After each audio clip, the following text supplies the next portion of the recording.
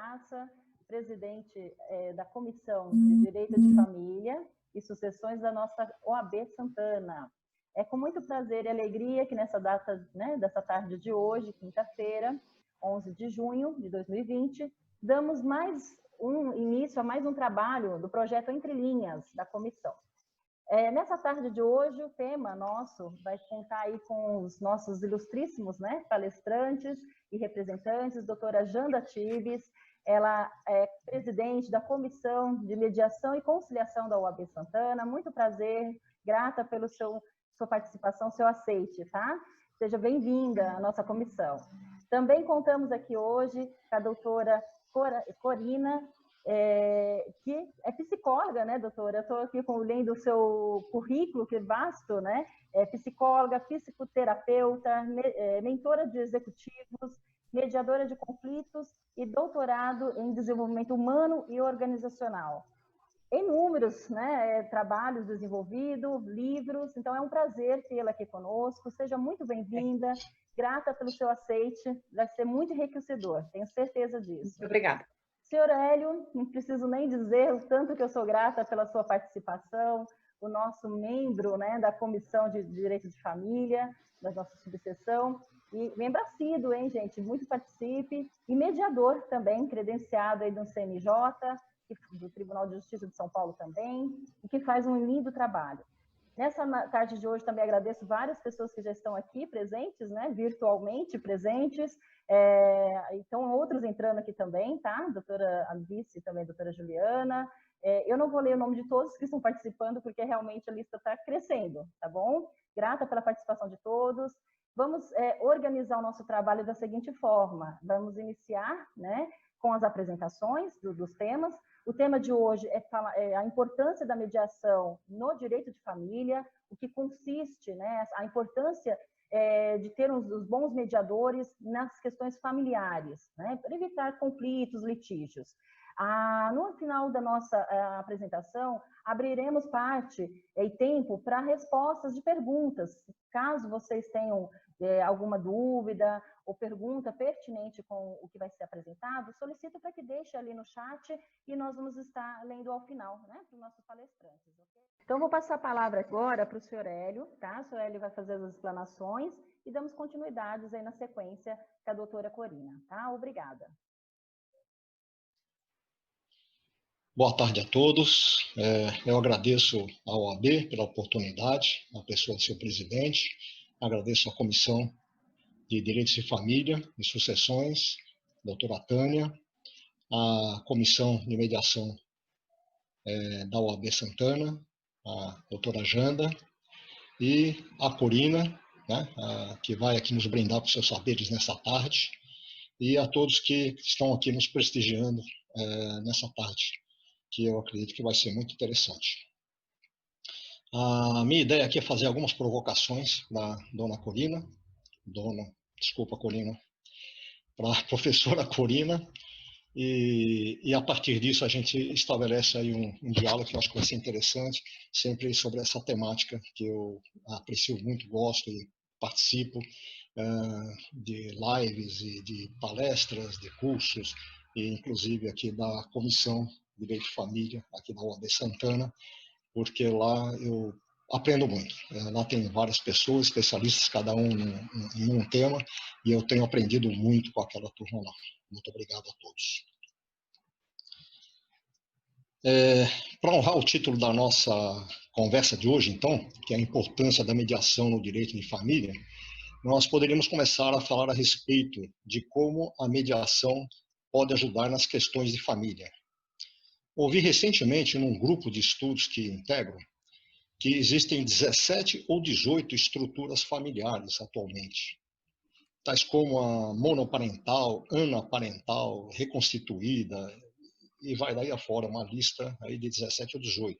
Não me souberam me precisar esse número. Achei curioso que até pouco tempo atrás a minha noção é que tinha o casal, o divórcio, né, o recasado, mas não. Hoje tem uma infinidade de possibilidades, né, que constituem a família. Corina, realidades como essa são a fonte de conflitos da família que podem ser tratados na mediação? Bom, boa tarde a todos, ainda não é boa noite. Hélio, nem professora, nem dona, nem doutora, é Corina e está tudo certo, tá bom? Tá certo. Eu não sei se são 18, se são 20, são 14, também não interessa muito. O que eu acho que a gente deve considerar é que nós temos dois grandes grupos de família. Você tem a família que é consanguínea, que são lá, existe o laço sanguíneo de alguma forma, e existem as famílias afetivas, né? Porque hoje nós temos tantas variedades de gerar uma criança, de adotar uma criança, de casais que se separam e acabam se reorganizando em outras estruturas familiares. Então, todas elas eu separo em dois grandes grupos: aquelas que têm algum vínculo sanguíneo e aquelas que são as famílias afetivas, e que hoje, por incrível que pareça, acabam sendo em um número gigantesco, e não é só uma coisa que a gente vê aqui no Brasil, a gente vê isso no mundo inteiro, né?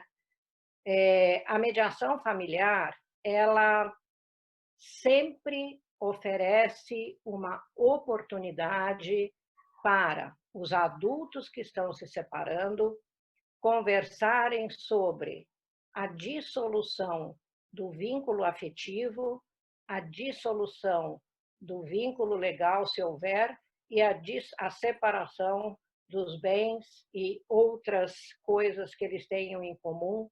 Eu já fiz algumas mediações de separação há pouco tempo, onde não tinha filhos, mas tinha pets.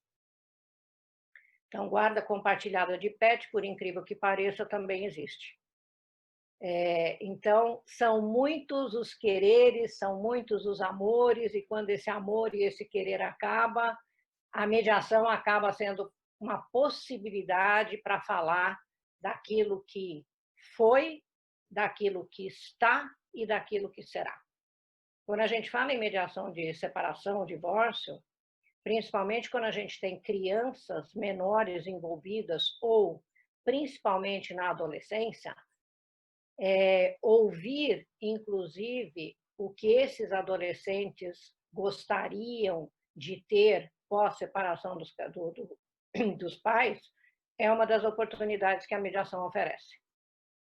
A mediação é uma arena, um ambiente onde você começa falando das coisas mais superficiais do relacionamento que acabou, para depois ter a oportunidade de aprofundar nos meandros do relacionamento durante a sua história, desde o dia que eles se conheceram até o dia que alguma coisa começou a ficar diferente, estranha, e provocar uma série de conversas menos amigáveis, até que, devagarinho, como uma massa de pão, o conflito vai se formando. O conflito é um evento sócio-histórico, ele acontece na linha do tempo. Ele começa por uma divergência, por uma coisa muito simples e muito pequena, às vezes, que acaba afetando mais a um do que a outro. Por que essas pequenas desavenças acabam algum dia chegando numa separação? Por uma coisa muito simples: as pessoas não sabem conversar, as pessoas se comunicam mal, e tem uma coisa extremamente importante nas relações familiares.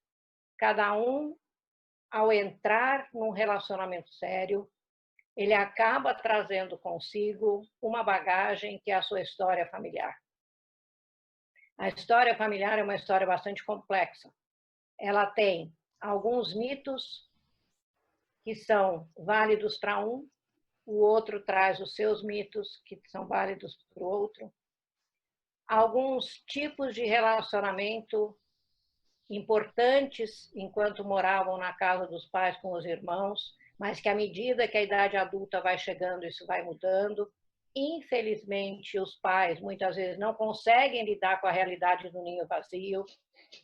Então, eles acham que o filho ou a filha casada ainda tem uma série de compromissos com a família de origem que ela não consegue cumprir, porque o tempo que era de um acaba sendo dividido por dois, porque são duas famílias. E é com isso que o casal vai construindo a sua relação enquanto par. É o que é bom de um, o que é bom de outro, o que eu gosto também, o que me fez com que eu me apaixonasse por você, o que me fez com que a nossa paixão se transformasse num vínculo amoroso. E isso é o tecido que vai constituir a futura família nuclear. As crises da vida, elas acontecem. Algumas são muito previsíveis, outras não. O que nós estamos vivendo hoje é uma crise totalmente imprevisível, eu acho que para todos nós. A primeira grande crise do casal, geralmente, é o nascimento do filho, ou a decisão se teremos filho ou não, ou, hoje em dia, se teremos um cão, um gato ou 2 de cada um. Essa, geralmente, é a primeira grande crise, é uma grande discussão, porque entram valores e histórias da família de origem nessa discussão.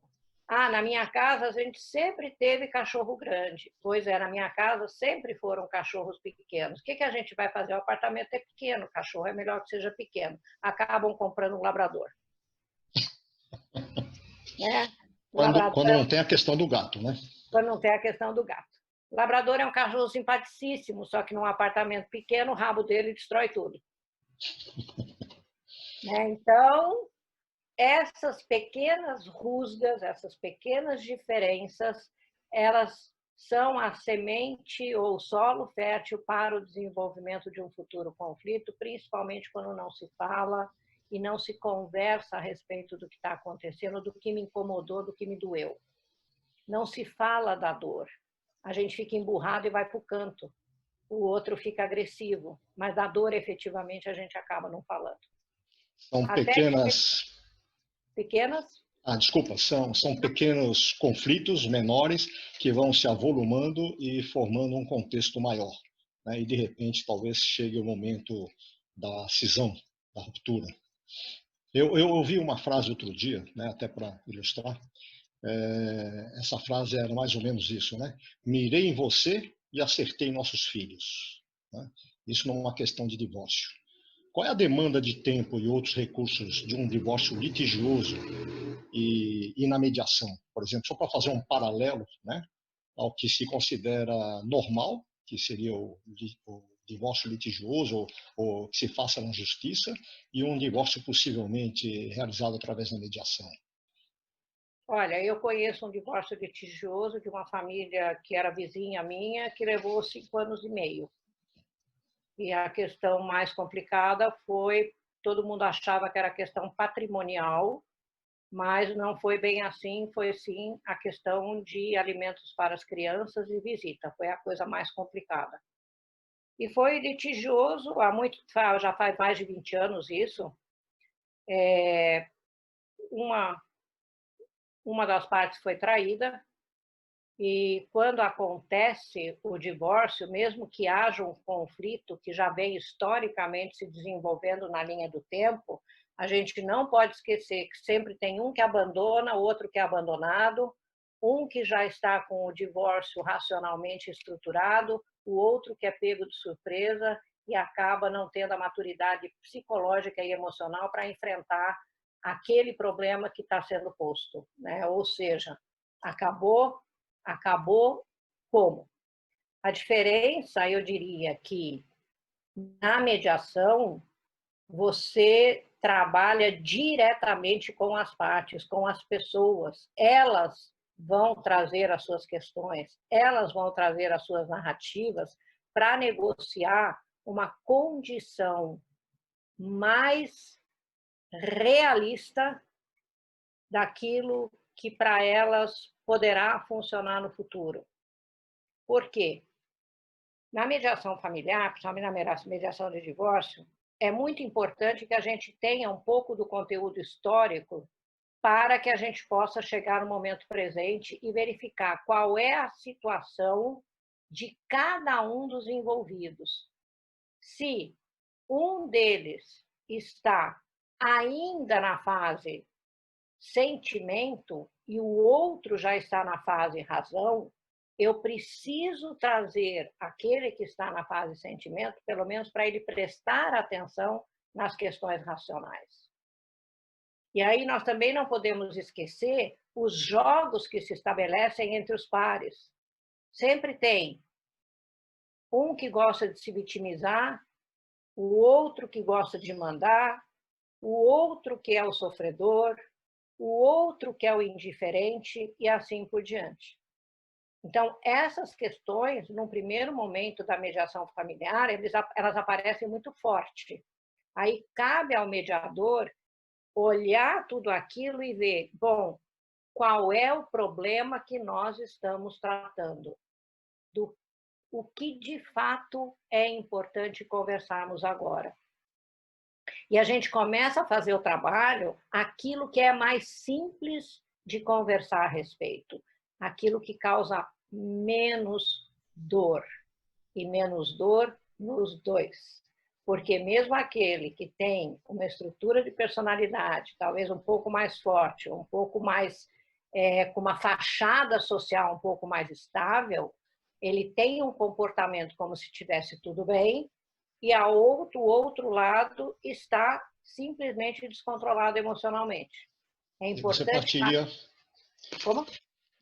O que você está nos dizendo, então, que você partiria primeiro das questões mais consensuais para depois ir subindo no grau de dificuldade de tratar as diferenças, seria isso? Eu não sei se elas são consensuais já nesse momento. O fato é que algumas são mais objetivas e mais simples de serem tratadas, né?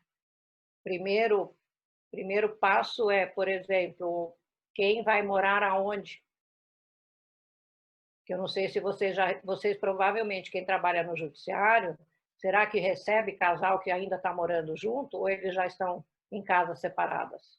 Acontece muitas vezes, e às vezes tem que construir um muro no terreno que é para poder cada um ficar de um lado desse muro, né? Não basta só a não relação, mas tem que haver uma separação. Às vezes um tem que ficar num quarto e outro no outro, dependendo das condições econômicas aí, né? É isso mesmo. E aí não é só a questão, como uma mediação que eu fiz em Teresina, onde não foi o muro no quintal, foi o muro no meio da casa, para dar um espaço para cada um, né? Então, aí onde que vamos morar, como vamos morar, já significa a negociação de um primeiro combinado para que este morar não seja uma tortura.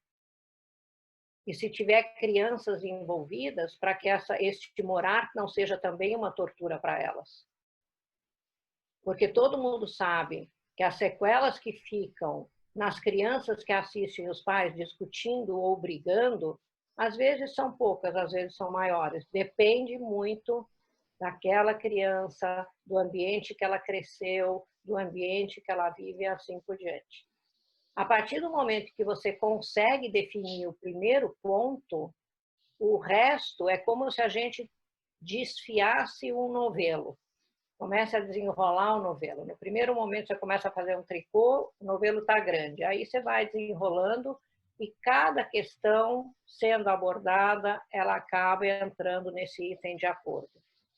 Uma das coisas diferentes que eu faço na mediação familiar, eu sempre trabalho com acordo provisório, para fazer um teste durante alguns meses para ver se esse acordo de fato funciona e se ele se desenrola bem, aí sim ele vai para a homologação. É um período de teste, eu aprendi a fazer isso fora do Brasil e o resultado para mim tem sido bastante interessante porque os acordos acabam sendo duradouros. E uma das coisas que também é muito importante trabalhar na mediação de divórcio é cenário futuro. Se o casal se separa e tem crianças em idade escolar, vamos dizer, do ensino fundamental, a realidade é uma. Quando essa criança passa para a adolescência, a realidade muda totalmente. Tanto em termos de custo de gastos, quanto em termos de vontades e desejos. Uma criança pequena, ela é mais maleável do que um adolescente que já quer ficar com a sua turma na casa onde ele mora. Então, são São muitas etapas a serem percorridas para se fazer uma boa e profícua mediação de divórcio. E eu tenho muita dificuldade quando, às vezes, ex-alunos meus dizem para mim, eu faço mediação de divórcio no judiciário em 2 atendimentos. Pra vocês terem uma ideia, eu levo 10. Na iniciativa privada, são geralmente 20 a 25 horas de trabalho. No judiciário, eles não dão tanto tempo assim para cada audiência, isso é um fato, né? Até por várias questões, falta de recursos, mas nada impede que o mediador faça um segundo, terceiro, quarto atendimento. Não é proibido, mas muitos deles não usam esse recurso, né? Que eu acho que é absolutamente necessário. E já falando, né, nesse momento de pandemia, né, nós temos aí um problema sério, né? Mais uma novidade para a gente fazer o gerenciamento, né? Na administração de recursos, a gestão trabalhar com recursos limitados, né? E a boa gestão é otimizar esses recursos. Então, sempre haverá uma limitação de recursos, seja de qualquer ordem, seja o tempo, seja o espaço, seja a maneira como nós vamos ter que fazer isso, né? Em tempo de pandemia, muita gente precisa de ajuda para negociar contrato de aluguel, de trabalho, de prestação de serviço, de fornecimento, né? Agora está surgindo uma série de questões que estão aparecendo. Eu recebi uma notícia esses dias, um dos grupos, que nas delegacias aí subiu em 400%, né? A quantidade de reclamações de conflitos familiares, explicitamente. Deixa eu fazer uma observação em relação ao aumento de conflitos familiares por causa do afastamento social e da quarentena. A minha constatação, principalmente no meu trabalho de psicoterapia, só para vocês terem uma ideia, eu atendo uma média de 20 pessoas por semana, só em terapia. Ou seja, aumentou... É 5 por dia, é bastante. 5 por dia, fora algumas outras coisas que eu ainda tenho acontecendo também. Mas, focando nesses atendimentos, a falta de preparo que as famílias têm para conviver é enorme. Por quê? Saímos de manhã, eu vou para o meu trabalho, você vai para o seu, a criança vai para a creche, vai para a escola, voltamos à tarde de casa para casa, temos uma convivência de 2 horas, 2 horas e meia, colocamos as crianças na cama e a vida segue.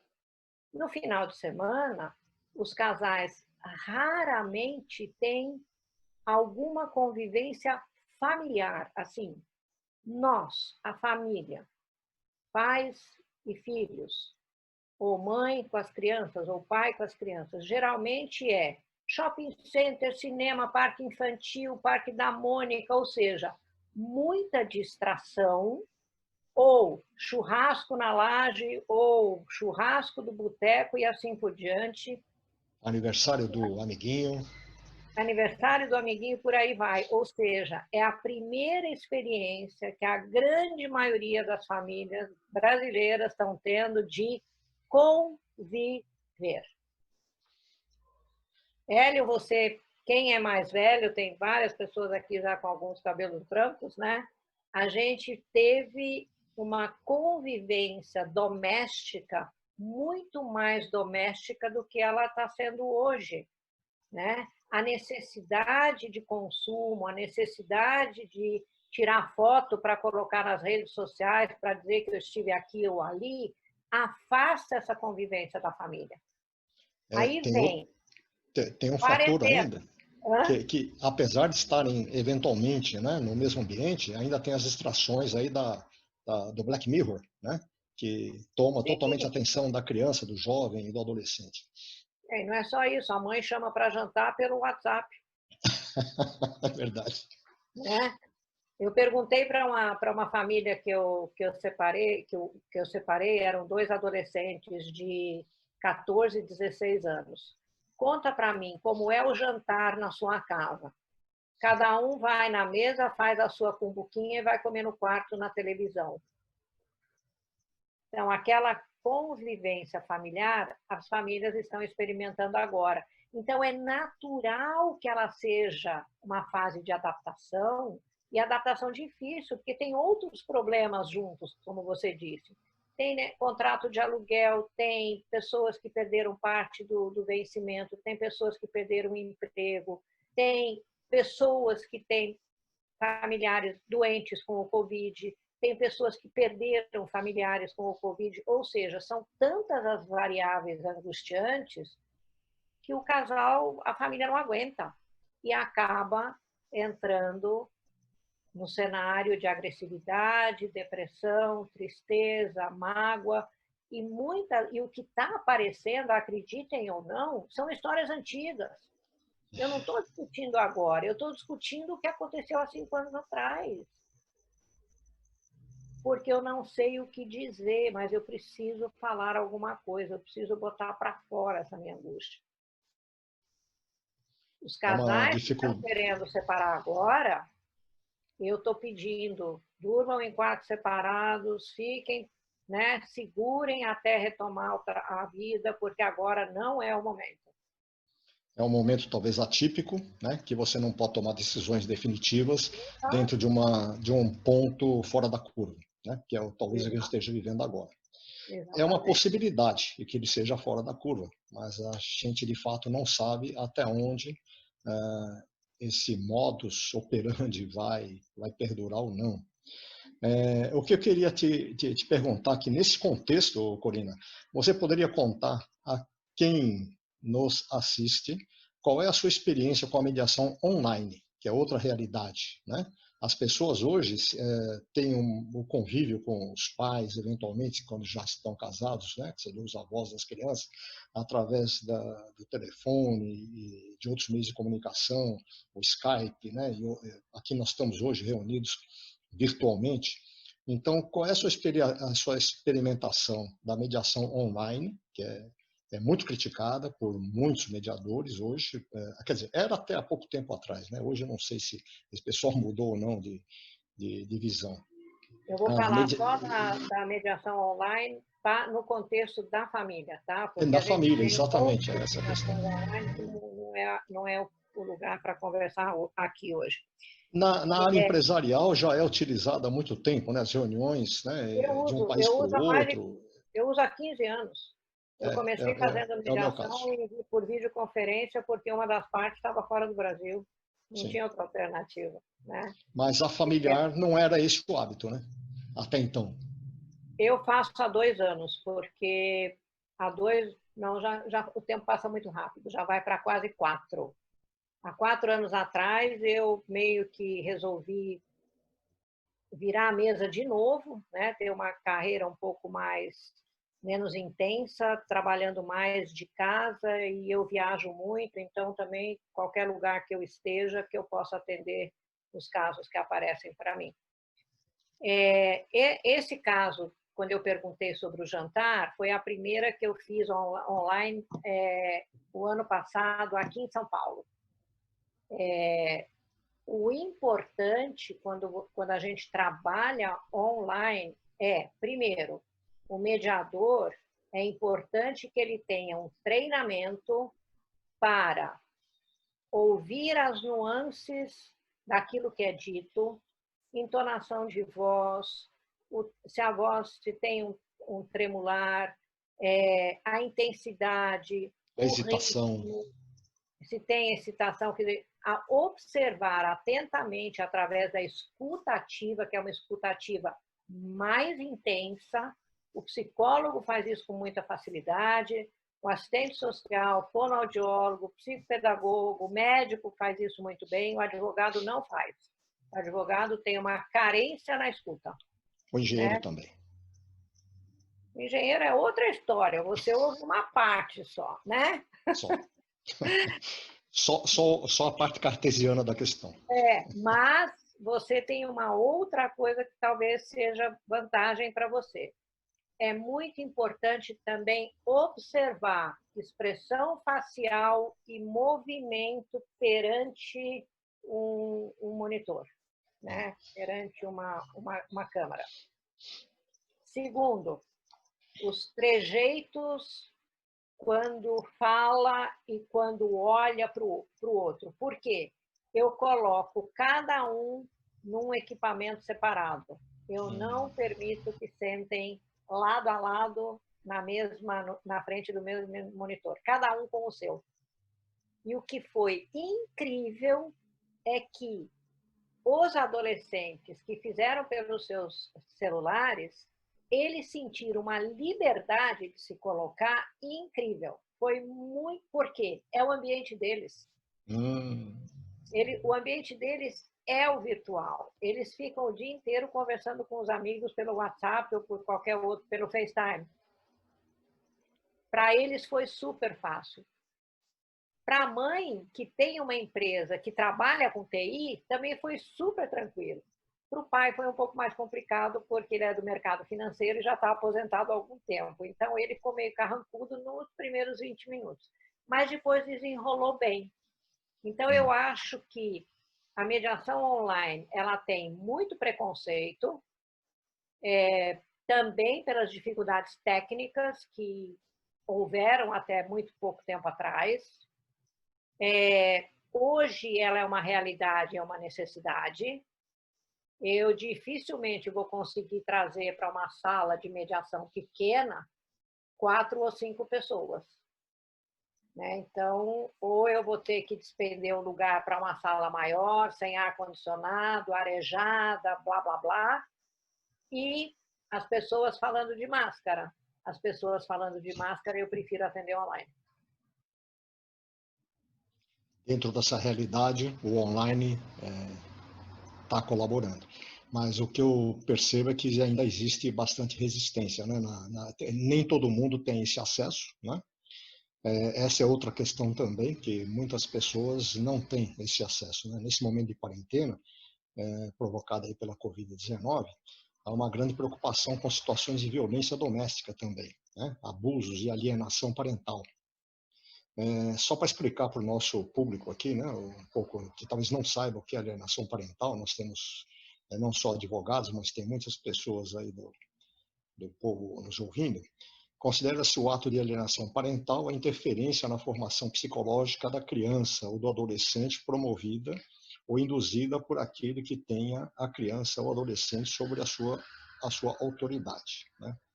Então, seja o avô, seja o pai ou a mãe, né, que tem, ele acaba provocando que a criança passe a não gostar do outro genitor, né? Por isso aí tem várias razões que levam a isso. Nesse momento de pandemia, né, como é que a mediação vai poder ajudar essa questão de alienação parental, por exemplo? Você tem tratado disso? Olha, eu estou com um caso de alienação parental e é uma separação que aconteceu em novembro do ano passado. Já faz um pouquinho de tempo, mas no acordo firmado tinha ficado uma pequena rusga que numa questão afetiva da mãe, né? Eu tenho conversado com o casal separadamente, né? E depois, principalmente para explicar, né? Falar de alienação parental para cidadãos comuns é falar chinês ou grego, Chinês. né? Então, o que eu digo, se você continuar falando mal do pai da sua filha, isso não é bom nem para você nem para ela. Se você continuar dizendo que você não vai deixar a sua filha ir na casa dos avós porque eles te trataram mal, é a mesma coisa. Então, eu estou trabalhando com exemplos. E exemplos que, de fato, acontecem, né? Melhorou? Um pouco. Só vai mudar se esta mãe cuidar da dor dela, e esta dor não é a mediação que cuida, é um processo de psicoterapia. Ela precisa sair de onde ela, da posição que ela se colocou, ou se você quiser lembrar do método de negociação de Harvard, ela precisa focar no interesse da filha dela e não na posição que ela se colocou para lidar com a dor. Ela desconta a raiva que ela sente falando essas coisas para a filha. Em relação à violência doméstica, a violência doméstica é uma questão muito mais séria. A violência doméstica já existia antes, ela não nasceu com na pandemia, é verdade. Não, com a quarentena. As queixas de violência doméstica que têm aparecido, que chegaram até mim, já tinham histórico de agressividade antes. E tem uma questão desencadeadora de violência doméstica que pouca gente fala. Isso foi uma pesquisa que foi realizada entre 2001 e 2005, uma universidade americana em parceria com uma universidade brasileira, que era a violência no namoro. Muitos casos de violência doméstica entre casais começa por um sexo agressivo. O sexo agressivo é permitido porque dá prazer. Então, fora da cama eu bato também. É só uma escalada. É só uma escalada. Né? Então, uma das questões importantes quando a gente recebe questão de violência, ela raramente chega para a mediação, ela chega como uma queixa de alguém. É pegar um pouco do histórico dessa relação para poder ajudar. E nem sempre é reconhecida, né? Às vezes ela é escamoteada e a própria pessoa que sofre agressão, ela mesma cuida de produzir as desculpas necessárias, é o que eu tenho observado, pelo menos. Você me fez uma pergunta também da questão do bullying. O bullying é pré-violência. Né? Aquela parceira gozadora, né? Aquela brincadeira de mau gosto, falar, nossa, como você está gordo, nossa, como você está barriguda. Isso são coisas que configuram, de alguma forma, um maltrato psicológico que pode provocar uma reação mais agressiva, dependendo de como cada um lida com isso. É uma questão até de intensidade, né? Quando você recebe uma separação de casal que tem um histórico de violência, um histórico de bullying, ou de maus tratos com as crianças, é muito mais complexo de trabalhar, porque muitas vezes você tem que começar com reuniões separadas, você não consegue colocar os dois na mesma sala. Tem uma pré-mediação muito mais demorada, que é para preparar para que eles possam sentar e conversar. Por quê? Eu não tenho como lidar com a violência doméstica dentro da mediação, na elaboração de um acordo ou de um contrato de pós-divórcio, a não ser um pedido de desculpas. O resto não é da mediação. Né? Violência doméstica é crime. Isso, na mediação, a gente difícil consegue resolver, a gente consegue cuidar daquilo que é da separação. Mas da violência em si, eu só consigo imaginar se existe uma possibilidade para falar sobre isso e um eventual pedido de desculpas. Agora, a gente sabe que o agressor não pede desculpas, ele tem razão. Sim. Ele teve motivos, né? Foi lhe dado motivos para agir dessa maneira. Muitas vezes essa é a visão de quem motivos reais ou imaginários, né? Exatamente. Eu tenho defendido a mediação de namoro ou de noivado, né? Para ser uma prévia de um casamento melhor e até um acordo de namoro para evitar, eventualmente, ser entendido como uma união estável. Né? E nessa mediação, diferenças culturais e tudo mais são suscitadas para que possa haver um entendimento.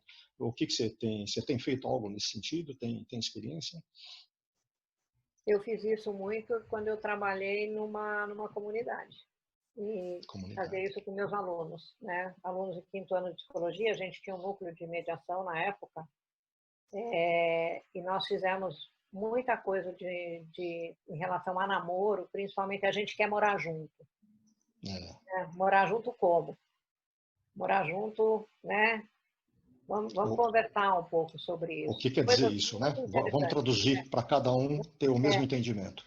Eu agora estou fazendo um caso de uma união estável, de um casal homossexual. Né? Qual vai ser o combinado para morar junto? Eu acho super válido. Mas você falou, falando sobre o bullying, né? Você não acha que o bullying também é estranho, né? Se você for ver, é uma questão muito cultural. Você tem, por exemplo, aquelas figuras infantis lá, os Smurfs, eles recebem apelidos que são as características de cada um, né? Um é o fanhoso, o outro é o gago, o outro os Sete Anões, mesma coisa, né? Desenho infantil, que cada um recebia lá um nome, o Zangado, né?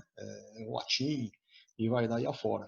No Sítio Pica-Pau Amarelo, a questão racial era hoje está quase que censurada, né? Essas questões que antigamente eram tratadas com uma normalidade muito grande, né?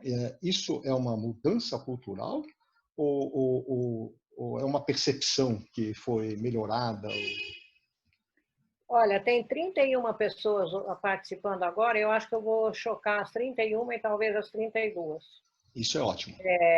Eu acho essa história de que o que Monteiro Lobato escreveu tem que ser proibido, eu acho isso uma babaquice. Porque o que conta é o momento sócio-histórico que aquilo foi escrito. E tem mais. O que a gente tem de falsos moralistas entre nós é um absurdo. Porque eles ficam comentando, falando que tudo isso é absurdo, mas ele vai ter uma empregada doméstica em casa, tem duas, ou tem uma faxineira que ele trata mal e assim por diante. Ele ou ela, né? Tem que tomar muito cuidado com essas coisas. Eu acho que aquilo que historicamente é válido, hoje de manhã estavam falando no rádio a destruição das estátuas, né? Eu acho ok tirar as estátuas porque o momento mudou. Só que na França tem um museu de estátuas.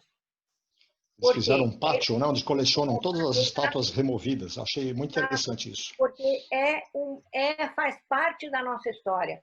É importante saber de onde viemos. Né? O próprio sítio do Pica-Pau Amarelo é uma informação de como essa sociedade se formou. E eu não conheço nenhuma sociedade mais miscigenada do que a brasileira. Não existe. Porque a miscigenação aqui aconteceu de fato. Né? As pessoas se reúnem e se aproximam com muito mais facilidade. Você não vê isso em lugar nenhum. Nós não podemos fazer, tornar a realidade 1984, né? Não vamos reescrever nossa história por causa disso. Eu concordo. Né? Então, eu acho que cada momento tem a sua importância, pensando um pouco na linha teórica que eu uso para trabalhar em mediação, que é a autopoiese de Maturana e Varela, nós somos seres em constante evolução. Aquilo que era ontem, hoje talvez já não seja mais. Nós somos seres super adaptáveis. Só que a gente não pode destruir o passado. O passado nos trouxe até aqui. A história nos trouxe até aqui. É do que somos feitos. Eu sou alemã de nascimento, gente. Meus pais viveram a guerra. Eu sei o que foi o Holocausto, porque eu fui casada com um judeu. É história. A gente não pode apagar a história. A gente só não pode repeti-la, se ela foi ruim. E só não dá para repetir se você souber qual é ela e aceitá-la, né? Aí nós podemos falar em não repetição. Ignorá-la não é uma boa tática. Uma outra provocação para você quanto aos sentimentos na mediação, né? Eu faço uma consideração aqui que para se tocar Chopin não basta ler a partitura. É preciso entender a intenção e os sentimentos do autor, entender aquele momento de sua vida. Assim também é na mediação, é preciso entender e incorporar o que as pessoas trazem para a audiência. É como ler uma partitura de Chopin, ou mais do que isso, né? Eu preciso ver o que está por trás dessas questões todas. Na mediação de divórcio, com certeza. Porque se você ficar só nas questões substantivas, você não está trabalhando a família pós-divórcio. Você está simplesmente resolvendo algumas questões formais para que uma convivência seja minimamente possível e as questões financeiras sejam resolvidas. Quando você lê a pessoa, lê o sentimento e endereça esse sentimento, você está abrindo uma porta para eles construírem uma relação futura. A gente não pode esquecer. Eles deixam de ser pares, seja marido e mulher, seja o nome que você queira dar, mas eles continuam tendo responsabilidades com os filhos, continuam tendo responsabilidade com os seus pets e tem uma família extensa que não pode ser esquecida. Não existe ex-avó. A avó é para sempre, como também não existe ex-madrinha e nem ex-primo.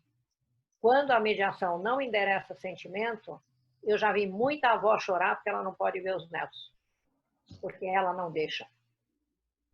É alienação, no caso. Não só.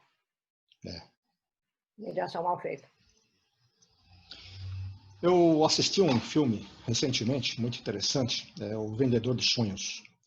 E um dos protagonistas aborda um suicida, ou ele tentou se suicidar, na verdade, né? Um suicida fazendo a seguinte reflexão: todo ponto final pode também ser um ponto de partida. Achei curiosa essa observação. O mediador seria aquele que dá uma vírgula para que as partes a coloquem onde havia antes um ponto final?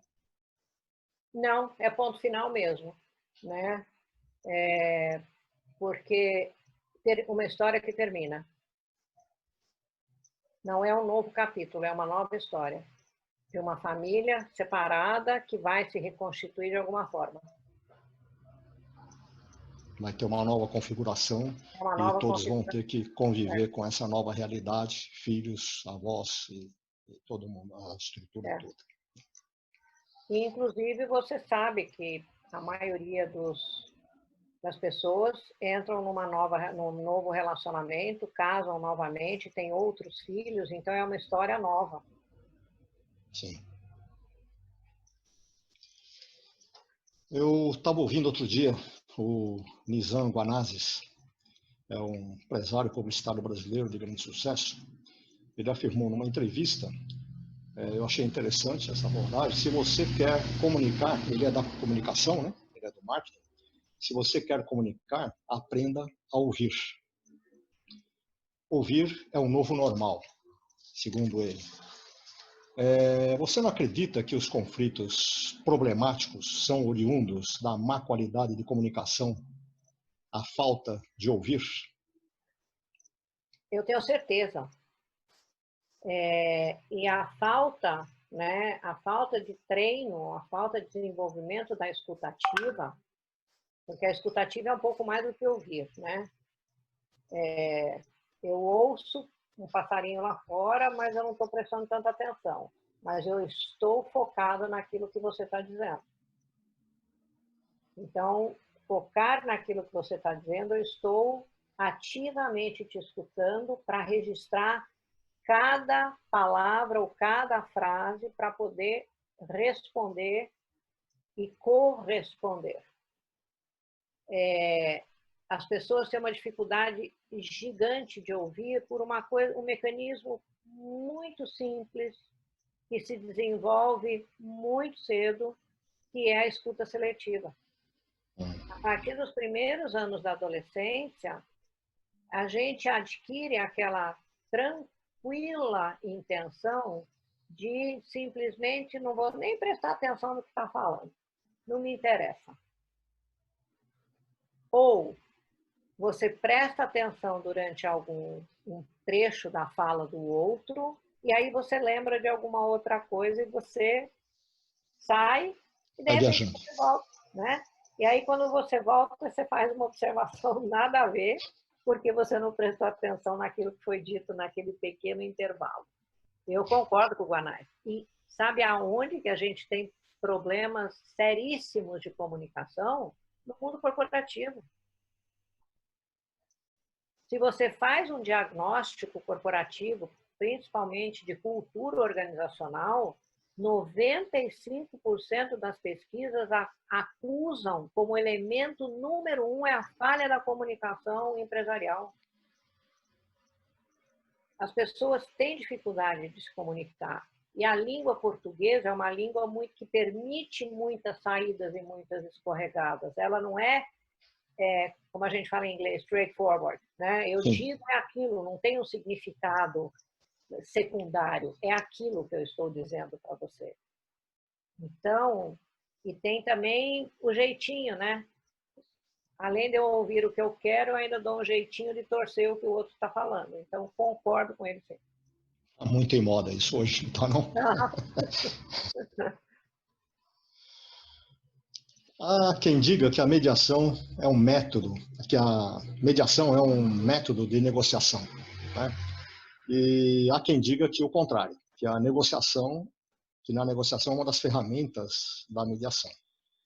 O mediador tem que esvaziar sua mente para construir um mundo a partir do que ouve, vê e percebe na sala de audiências, ou partir de um cenário vazio e ficar observando do balcão, como diz o William Ury, né? Ele diz que você tem que sair do cenário e ficar como observador de fora para poder enxergar o cenário como um todo, né? Isso é bobagem. Tudo que você falou aí, eu não concordo. Não, você não é muito partidária de Harvard, né? Não, eu sou partidária de Harvard, tanto é que eu estudei bastante, mas eu fiz uma outra opção para trabalhar, só que eu acho que é o seguinte, não existe condição humanamente possível de você se esvaziar. Uhum. Seria procurar uma ilusão aí. Isso não seria factível. Não é factível. O que existe é uma competência profissional para você se manter equidistante do problema do outro e ensiná-lo a focar no interesse. Esse é o segredo. Né? Porque as pessoas, se você usando Harvard, elas chegam posicionadas, a sua tarefa é trazê-las para olhar para os interesses para poder começar a negociação. Se a mediação é negociação ou se a negociação é mediação, depende do olhar do observador. O que o Ury fala, que é o observador externo, foi escrito pelo Glaserfeld quando ele escreveu sobre construtivismo radical. Você só é capaz de observar o que de fato está acontecendo se você sair do sistema em questão. Não tem nada a ver com tábula rasa. Você ser um observador e não ser e sem interferir naquele momento de observação. Um observador externo. Isso em psicologia a gente aprende muito e quem é antropólogo também sabe fazer isso muito bem. Você é um observador externo ou você é um observador participante? São as duas formas de você fazer a observação. Quando você está fora do sistema, você tem condições de observar a dinâmica da qual você não faz parte. Quando você está na sala com as pessoas trabalhando, você é parte daquele sistema e você sabe disso. Então, quando você é parte, você está negociando, orientando essa negociação, facilitando.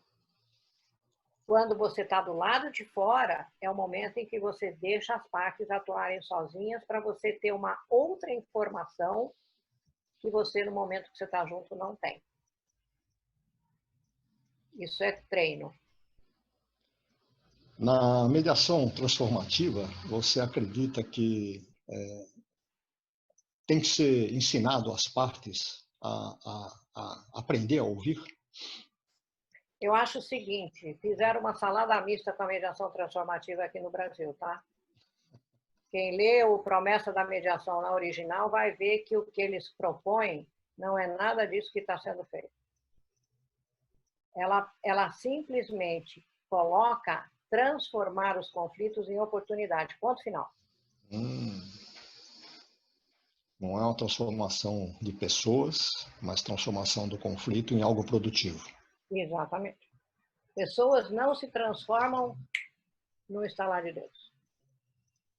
Pessoas se transformam, primeiro ela tem que querer, segundo ela tem que passar pelo autoconhecimento, terceiro ela tem que conhecer as limitações dela e quarto, ela precisa ser aceita pelo grupo que ela convive com a mudança que ela tá proporcionando a si mesma. Por que você acha que muito dependente químico adolescente, ele recai? Porque quando ele volta para casa curado, ele não é aceito. Ele não faz parte daquele sistema, não se sente, pelo menos. Exatamente. Não se sente, não se sente. Exatamente, não se sente parte do sistema, porque o sistema está acostumado com ele do outro jeito, e não do jeito que ele voltou. Que é uma das questões da separação que também acontece. Quando as crianças, por exemplo, vão para a guarda compartilhada, e tem alguns casais que têm ideias brilhantes em relação à guarda compartilhada, né? Uma criança de 5 anos, uma semana com outra semana com outro, e outras coisas desse tipo. Eu pergunto, a qual sistema que essa criança pertence? A qual sistema ela se sente pertencente, né? Exato. Eu tenho uma resposta para aqueles que têm babá. É o sistema da família da babá. Porque é o sentimento de pertença. Corina, eu acho que nós estamos chegando aqui no nosso limite temporal. Eu gostaria que a Tânia e a Janda nos dissessem. E eu acredito que a gente deva fazer aqui um encerramento. Se você quiser fazer suas considerações finais, eu agradeceria. Olha, eu agradeço muito a oportunidade e me senti super confortável, acho que vocês perceberam, para falar o que realmente me deu vontade de falar, né? Eu acho que aos 71 anos eu posso me permitir dizer se eu não concordo com alguma coisa ou elogiar aquilo que eu acho sensacional. Conheço o Hélio e alguns de vocês, a Zuleika, quem mais? Eu estou vendo poucos aqui, a Marlene, a Vanessa e outros que talvez não estão na minha tela. Eu acho que vocês já conhecem o meu sincericídio, né? E muito obrigada pela oportunidade, foi muito gostoso estar com vocês, a hora passou e eu nem percebi. Tânia, se quiser assumir, por favor. Doutora Corina, olha, estou aqui admirada com toda a sua facilidade, né, de transmitir conhecimento. Confesso que a minha vontade é ficar horas e horas te ouvindo, né, pela bagagem, pela experiência, pela riqueza de informação, que agregou muito no meu conhecimento, realmente, como operadora do direito, né, advogo nessa área de família, dentre outras, mas na área de família nós temos uma carência muito grande da mediação, né, uma carência muito grande de fazer essa prévia, e o papel do advogado, como bem colocou a doutora, não tem muitas vezes esse perfil de ouvir o cliente, interpretar realmente a necessidade para nem tudo virar litígio judicial, né? Então, é essa preocupação que nós, operadores do direito de famílias, buscamos hoje, ao menos é a minha ideia, né, que eu comunico e comungo isso com a comissão, para que antes de virar litígio, as partes possam passar por esse procedimento, pelo esse processo de mediar, de entender realmente o que aconteceu com aquela família, com aquele casal, no caso de um divórcio, na questão de guarda. E aí eu coloco algumas perguntas, né, que vão chegando para nós aqui, né? Eu estava aqui ouvindo a doutora, ouvindo o seu Hélio, deixei vocês transcorrerem, né, sobre o tema que vocês dominam com muita maestria. E fui aqui pegando algumas perguntas, confesso que tem umas também que eu elenquei aqui, né, fui prestando atenção no assunto. Eu achei umas considerações importantes no primeiro quesito, sobre a mediação online, a possibilidade dela. Eu experimentei dessa tecnologia de consulta online com mais ênfase agora, né, nesse período de quarentena. No início eu tinha um certo receio, porque eu sou daquela geração de advogados antigos, do atendimento pessoal, do atendimento realmente humano ali, de ver, prestar atenção no cliente, como a doutora bem colocou, né? Saber os sinais, né? A expressão corporal, né? A irritação, o olhar para o outro, você consegue ele pegar algumas nuances, né? Algumas situações que você percebe como que é o convívio do casal mesmo, né? Onde estão se estranhando ali, né? E ali, quando a gente foi jogado aí para essas consultas online devido à pandemia, eu comecei a sentir um certo receio. Como que seria essa retrospectiva, né, do cliente sobre o meu trabalho e eu com relação ao cliente? Então, a primeira colocação que eu achei muito interessante é a parte da psicologia, né, que já vem atuando com essa parte da mediação, do atendimento online. com as suas dicas, eu vou começar a me atentar mais, viu? Foi enriquecedor, esses detalhes, né? De prestar atenção, ver como que a pessoa está se portando ali, né? Gesticulando ali na câmera. E a situação aqui que me chamou bem a atenção sobre os adolescentes. Então, me ficou uma dica que quando se tratar de um atendimento com adolescentes, e a gente, como advogado, acaba de uma hora ou outra se deparando e ouvir o adolescente, até porque o ECA possibilita, a partir dos 12 anos, o adolescente se expressar com quem quer morar, se quer morar com o pai, com a mãe, né? Opinar sobre aquela situação na guarda, né? Que vai ser decidida. E nessa situação aí de saber que o adolescente se sente mais à vontade num atendimento eletrônico, eu vou começar a colocar isso no meu roteiro de, né, profissional aqui, para melhor, né, ouvi-lo, né, e entender a sua parte. E o que me chamou também é a questão que eu nunca tinha pensado. Também foi muito enriquecedor também esse conhecimento. O bullying, que é caracterizado num relacionamento conjugal, né, no relacionamento, como pré-violência, né? É uma situação assim que esses dizeres vão aí dando nuances de como vai desenrolar isso. Porque é muito comum chegar para o advogado o conflito já, né? O casal querendo se separar, o divórcio já ali, como de fato, assim, já decidimos divorciar. E a gente, às vezes, vai olhar todo esse cenário com uma forma, um olhar realmente de mediador, é diferente do que o olhar jurídico. O olhar de advogado, assim, está aqui os seus direitos, está aqui os seus deveres, vão partilhar os bens, vão discutir a guarda, vão regulamentar as visitas, e a mediação a gente, às vezes, não aplica no cotidiano. Então, hoje eu consigo ver, né, acompanhando o trabalho da minha colega aqui presente, a doutora Janda, né, que é uma mediadora exemplar, tem aqui o seu Hélio também, que tem essa visão de trazer a importância da mediação prévia antes de um processo de um litígio, que é tão desgastante, é oneroso em alguns casos, né, quando não se consegue a defensoria pública, e o cliente muitas vezes sai de lá ainda com esse resquício do sofrimento, que é um sofrimento, né? O divórcio, a ruptura do lar, a ruptura do relacionamento é, por ser humano, um sofrimento, né? Penso eu. Então, eu coloquei muito bem assim, as suas palavras, dentro as perguntas, né, que foram chegando aqui, que eu me responsabilizei, então tenho que fazê-las, tá? Então, eu quero fazer para a doutora uma seguinte pergunta. Na questão, né, do casal, que ele tem a intenção de se separar, né, que ele acha que está realmente desgastado esse relacionamento, primeiro ponto da pergunta, ele deve antes procurar pelo mediador, né, e esse mediador ele tem essa qualificação para realmente orientá-lo, né, no ponto de vista psicológico, né, da situação que a doutora acompanha. E a questão também seguinte essa terapia, ela deve se permanecer durante o processo de divórcio e pós-divórcio? Essa é a minha pergunta para a doutora. Tá. Quando um casal chega no ponto de concordar para fazer uma mediação prévia, porque decidiu se separar, comigo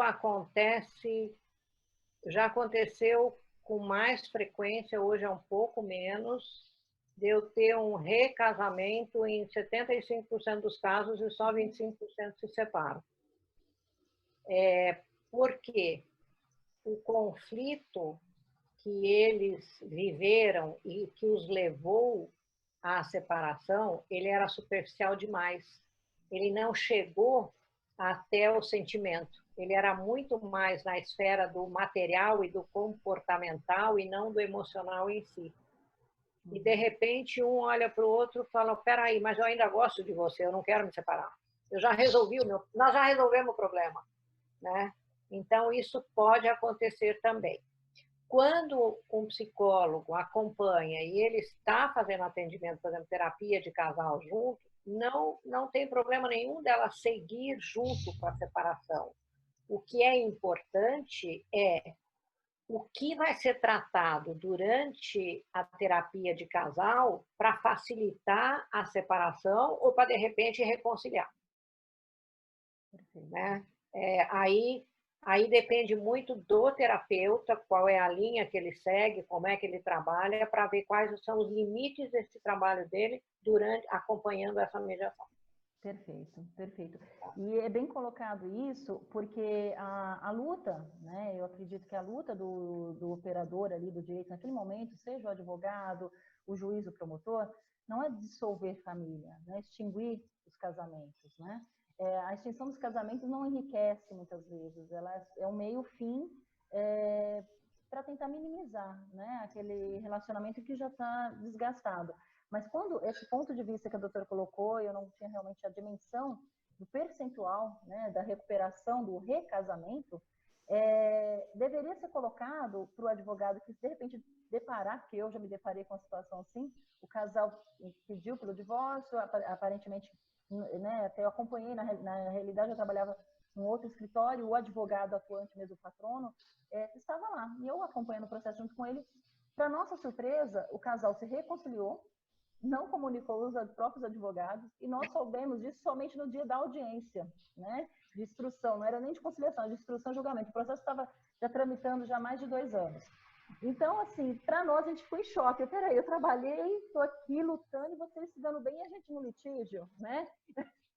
Foi uma surpresa. Mas, hoje, com a maturidade, a gente vai adquirindo, né, com o tempo, uma visão ao contrário. Foi uma felicidade em saber que aquele casal se reconciliou, né? A felicidade de não ter se rompido o casal, o lar, né? Então, é uma colocação muito, muito sábia, realmente eu estou aqui assim, admirada, admirada com todas as ilustrações, né, da vida real. E eu tenho outras perguntas aqui também, eu vou passar até a palavra para a doutora Janda, viu?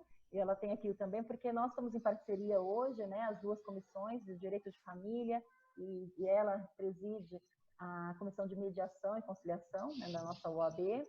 Então, eu vou passar a palavra para minha colega, que ela tem outras perguntas aqui, ela vai falar com mais propriedade sobre a mediação do que eu, nessa parte. Muito obrigada. Obrigada. Doutora Janda, a sua vez.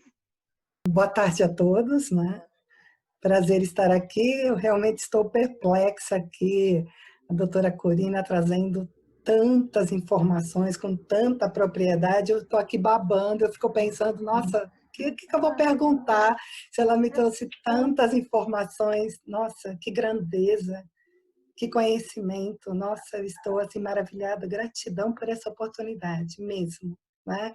É um carinho muito grande a doutora Tânia, como presidente da Comissão de Direito de Família e Sucessões, ter me convidado aqui como representante, né? Estou na condição de presidente da Comissão de Mediação, para juntas estarmos aqui trazendo essa fala da importância da mediação, né, no direito de família. Que fantástico, não é? Porque, assim, a minha formação é também de advogada, né? Mas há muito que eu venho só mesmo me direcionando à mediação. E eu sempre fico perguntando em que momento, né, que um advogado, dirijo essa pergunta que a doutora Tânia, apesar de eu saber que ela tem um perfil muito colaborativo, mas em que momento que um advogado ele percebe que o que os clientes estão trazendo será muito mais interessante de comentar com eles sobre esse caminho alternativo, né, da mediação, para que eles saibam se é ou não adequado ao caso deles, porque a gente explica, mas precisa da autonomia, da vontade de seguirem por esse caminho, não é? Porque às vezes até o advogado diz, olha, eu conheço a mediação, e aí ela vai ser interessante para o seu caso. Então, eu queria saber da doutora Tânia, se a doutora Tânia, tendo conhecimento da mediação, se ela indica aos seus clientes, ou se ela explica e deixa eles escolherem. Como é que é isso na sua prática, doutora? Então, nós como advogados, muitas vezes não podemos ser impositivos, né? Tudo tem que ser uma forma mesmo sutil. E a análise que eu sempre costumo trazer no meu cotidiano, o ponto é o amor, e a palavra que até acabou usando atualmente é o desamor, né? Existe amor no casal, existe relação sentimental ali, eu percebo isso, por isso eu sinto muita necessidade do atendimento pessoal, às vezes, para sentir a que ponto está esse casal. Quando se percebe, ou quando a gente vê qualquer indício ali que não é, as coisas não são assim, do jeito que eles estão ali de imediato trazendo, eu sugiro, né, eu indico ali, eu sugiro o trabalho prioritário de um analista, né, um psicólogo, um terapeuta e um mediador, se for o caso da mediação, né, se intervir. Explico que existe, né, o trabalho da mediação, explico que é necessário o casal amadurecer essa vontade através de um especialista, né? Então, é a forma que eu conduzo os casos pertinente quando o casal vem os dois. Porque a dificuldade é que nem sempre vem os dois ao escritório, né, do advogado, né? Às vezes vem a mulher, às vezes vem o homem, às vezes vem um da família, né? E ali, como a questão do código de ética da advocacia, a primeira pergunta, você tem um advogado constituído? O outro tem um advogado constituído? Né? Porque se tiver, eu proponho, de repente, um encontro em que todos possam estar presentes para fazer um contato. Caso não tenha, eu pergunto para o cliente que me procurou, você quer que eu advogue ao seu favor ou eu posso ser imparcial? Porque na qualidade de imparcial, eu consigo fazer sugestões sem pesar a balança, né, dos direitos, né? Essa é a cautela que eu tenho visto. Não sei se eu te respondi. Nossa, por mais doutoras Tânias na advocacia. Pois sim, que maravilha, né? Que sorte dos seus clientes, não é? Mas assim, cada profissional no seu tempo, no seu entendimento, por isso que a grande missão da Comissão de Mediação na OAB, né, Subseção Santana e outras também, é trazer, através desses trabalhos, né, que nós fazemos de lives, de palestras, informações ao advogado para que ele, então, conheça esse caminho, porque para que ele possa explicar ao seu cliente essa opção, ele precisa conhecer. Nós só podemos dar o que temos, nós só podemos dizer que é funcional se conhecemos, não é verdade? E eu penso aqui, nesse momento, que talvez tenhamos aqui pessoas, eu não conheço todos, mas que não conheçam algumas diferenças de papéis e a importância deste processo colaborativo multidisciplinar que vem só a agregar às pessoas que estão passando por conflitos o papel, né, do mediador, o papel do psicólogo e o papel do advogado, né? Que são 3 papéis diferentes e eles interagem. Então, o mediador sendo esse facilitador, né, de diálogos, buscando aí essa reconexão de uma comunicação ruidosa, buscando preservar esses relacionamentos, não é? O psicólogo e tratando das questões interpessoais, mas ao perceber que ali existe uma questão que precisa ser vista, cuidada, que é de natureza intrapessoal, que já é ligada à área da psicologia, então, inclusive, nós temos nossas redes de apoio, inclusive no Sejusc que eu atuo, que é do Central, nós temos convênios com vários locais de atendimento de psicologia. Então, quando nós percebemos, nós não direcionamos, nós vamos através de técnicas e ferramentas buscando que o próprio mediando, ele revele que não está pronto e que eu preciso de ajuda, né? E aí quando ele diz preciso de ajuda, que nós vamos então trabalhando, acolhendo, catalisando, até que ele próprio diga, eu preciso de um psicólogo, mas eu não tenho condições. Eu digo, você ganhou na loteria, porque aqui no Sejusc nós temos um trabalho de apoio, e é de uma alegria imensa. Então, eles vão para um trabalho da psicologia e depois retornam para o nosso trabalho. A importância do papel do advogado, visto que o papel do mediador não é cuidar da questão de mérito, da questão de direito, não é?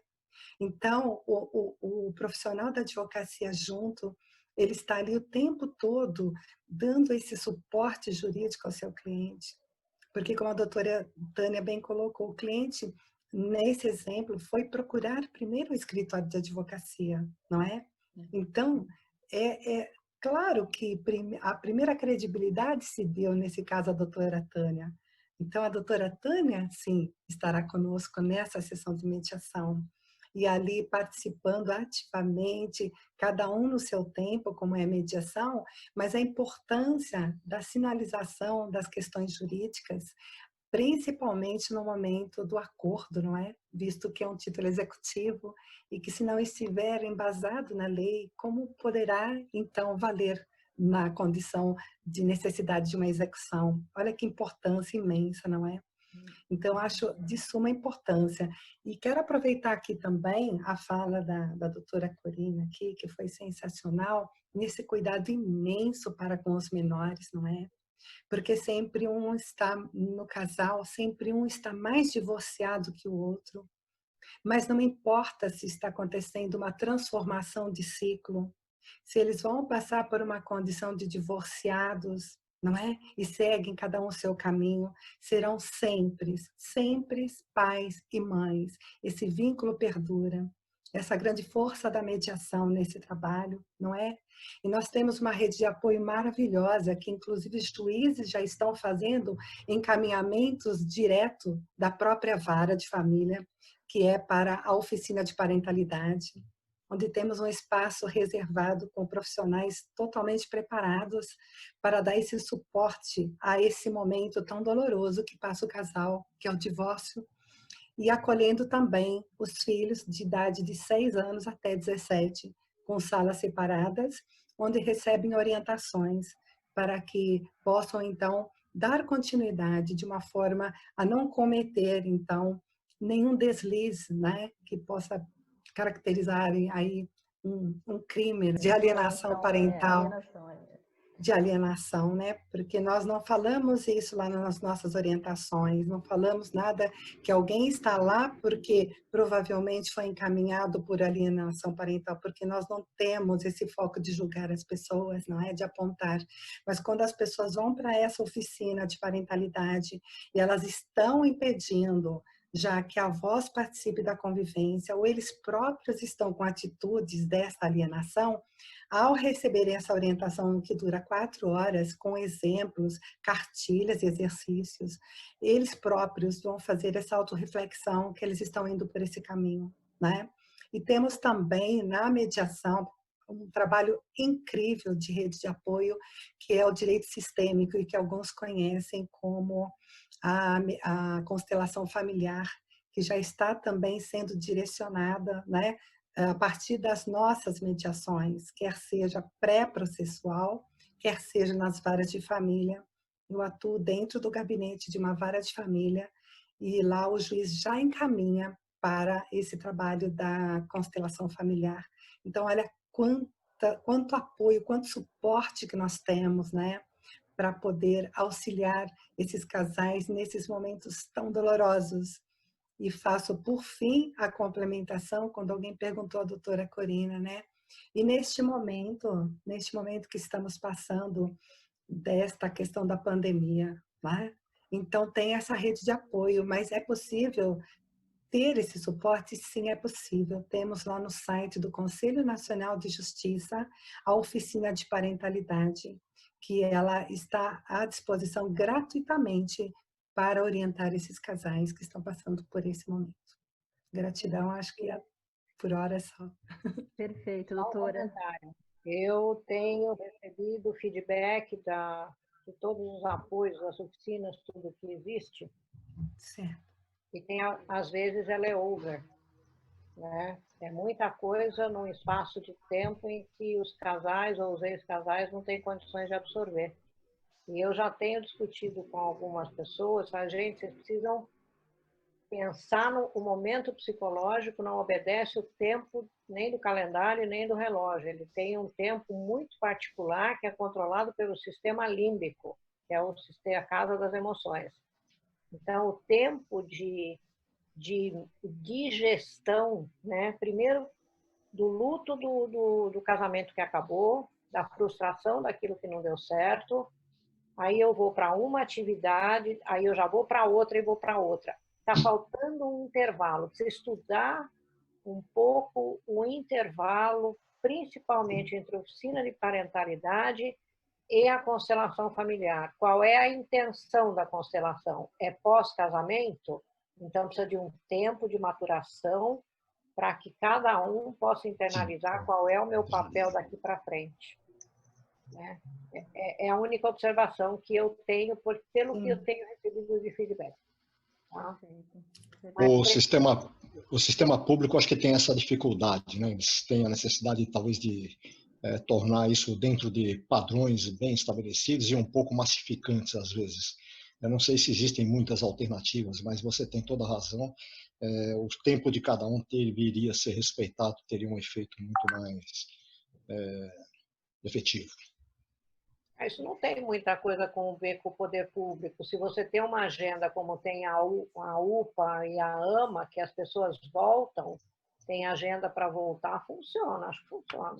É algo que eu defendo bastante, né? O sistema público de saúde tem já um esquema de funcionamento que o judiciário deveria até se basear nisso, né? Talvez até ao lado de cada, como é que você chama? UPA, né? Poderia ter lá um centro de mediação, porque as pessoas são as mesmas, que vão de um lado e vão do outro, com um problema e com o outro. Quem teve isso um tempo foi o CRAS. Em Diadema, a gente teve mediação dentro do CRAS. Né?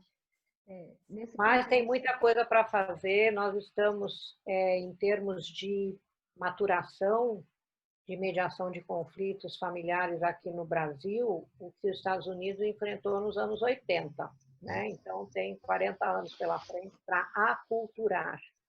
O que eu sinto muita falta é um programa do próprio CNJ, ou de quem de direito, de colocar na televisão, massificar o que é a mediação. Eu nunca vi uma ação a nível nacional com dinheiro federal para fazer uma divulgação, o que é mediação, onde você encontra, para que ela serve, com desenho, para que as pessoas cheguem sabendo o que elas estão encontrando. Isso eu sinto muita falta ainda. Muito bem colocado, viu, doutora? Muito bem colocado. Eu até peço a permissão para as duas especialistas, né, a doutora Corina e a doutora Janda, eu não sei se eu estou fazendo correto. E em casos particulares no qual eu advogo, né, eu tanto trabalho pelos particulares quanto sou nomeada pela Defensoria Pública, em alguns casos, quando eu percebo esse problema do casal, né, que a gente acaba... na defensoria é complicado, porque quando nós somos advogados e somos nomeados, a gente já pega o processo em curso. Não houve uma prévia do atendimento inicial, pré-processual, para que aí veja, né, a gente consegue fazer essa análise. Então, tem casos que eu, no curso do processo, percebi problemas do casal e problemas também de alienação parental, e descobri, às vezes, que os meus clientes eram os alienadores. Foi muito dolorido, foi até muito complicado. O que eu fiz? Né? Eu queria saber se eu fiz correto. Encaminhei, e eu sempre indico, isso independente de estar no curso do processo ou não, a oficina de pais, né, e filhos, não sei se o nome correto é esse, né, que tem hoje pelo Tribunal de Justiça de São Paulo. Existe um projeto, que eu tive conhecimento, eu venho acompanhando isso, e indico, né, o cadastramento, até mesmo no próprio processo, quando eu percebo que a situação está dessa forma, às vezes não é o meu cliente, às vezes é a parte contrária, eu peço para que o juiz, através do parecer também do Ministério Público, quando se trata de menores, venha indicar as partes para passar pelo processo da oficina de pais e filhos, né, que existe do Tribunal de Justiça. Eu não sei se esse procedimento é o correto. A colocação da doutora Corina falou sobre essa campanha, que não existe, realmente perceptível também da minha parte. Não vejo isso com tanta ênfase. A gente sabe que se a pessoa, o advogado, entrar lá no site do CNJ, existe uma campanha, existe as associações de direito de família que buscam essas campanhas, mas isso não é massificado para a população via geral, né? Não é massificado na mídia, esses trabalhos de mediações, esses trabalhos de oficinas, né, de pais e filhos, porque às vezes existe o alienador nato, o agressor, no caso de uma violência doméstica, nato, na sua essência, mas existe o que comete isso sem saber das suas consequências, né? Não tem aquele conhecimento realmente que o que ele está fazendo é um ato de alienação. Ele está querendo proteger o filho contra o pai, mas não é aquele ato de querer proteger o filho para si, né, suprir todo o amor, né, no momento da separação, tira o direito do outro da paternidade, né, de exercer a paternidade, o poder familiar sobre o filho também.